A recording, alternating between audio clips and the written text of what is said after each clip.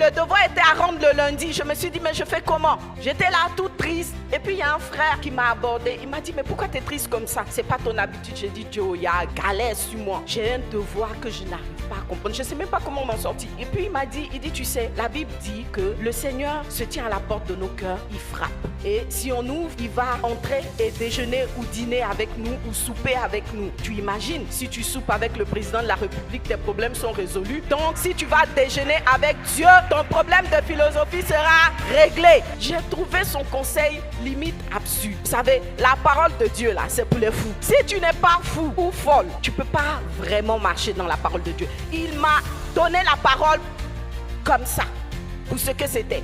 Je dis bon, vous savez, quand on est à la limite, quand on est désespéré là, on s'accroche à tout. Je ne croyais pas, mais je me suis dit, je vais essayer, pourquoi pas. Donc je suis allée à Sainte-Marie, je me suis assise dans une salle et puis j'ai prié, j'ai dit Seigneur, il est midi, il faut venir, je t'invite à déjeuner. Alors j'ai prié et puis je me suis couchée sur la table, sur mon devoir. Et puis à un moment donné, j'entends une voix qui me dit, lève-toi, on commence le devoir. Je dis, mais qui me parle?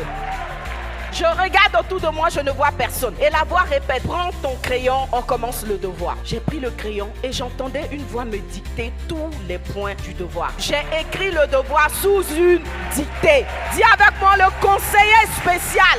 Donc, j'ai fait mon devoir sous dictée, j'ai écrit. Et puis, à la fin, il m'a dit, c'est le point final. Je suis rentrée à la maison, j'ai essayé de joindre le stagiaire prof. Je ne l'ai pas eu. Mon cœur battait quand même. Je me suis dit, il faut que quelqu'un vérifie ce que j'ai fait. Je ne l'ai pas trouvé. Donc, j'ai dû rendre mon devoir le lendemain. Une semaine plus tard, le professeur a ramené les copies. Il a commencé à distribuer en commençant par les notes les plus faibles. 2, 4, 5. Et puis, ça montait. Quand on est arrivé à 7, j'ai commencé à jubiler. J'ai dit, ouh, je ne suis pas la dernière dans ce devoir. Dieu merci. 8. J'étais pas dedans. 9, j'ai commencé à danser. J'ai dit, oh, je suis proche de la moyenne. On m'a pas appelé. J'ai dit, hein? 10, je suis pas dedans.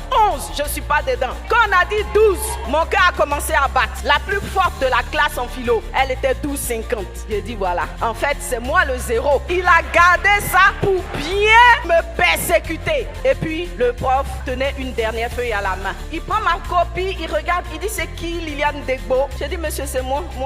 Il dit, ah, c'est toi. J'ai dit, c'est moi. Tu me connais, non? Il dit, bon, ok, ce devoir, est-ce que quelqu'un t'a aidé? J'ai dit, oui, quelqu'un m'a aidé. Il dit, ok, c'est pas grave, c'était le but. Maintenant, la personne qui t'a aidé, c'est qui? Je dis, c'est mon père. Alors, il me dit, mais ton père, il est philosophe? Je dis, oui, il fait un peu de tout. Il dit, excellent devoir. J'ai dit, waouh! Waouh! Dis avec moi, waouh! Le conseiller spécial.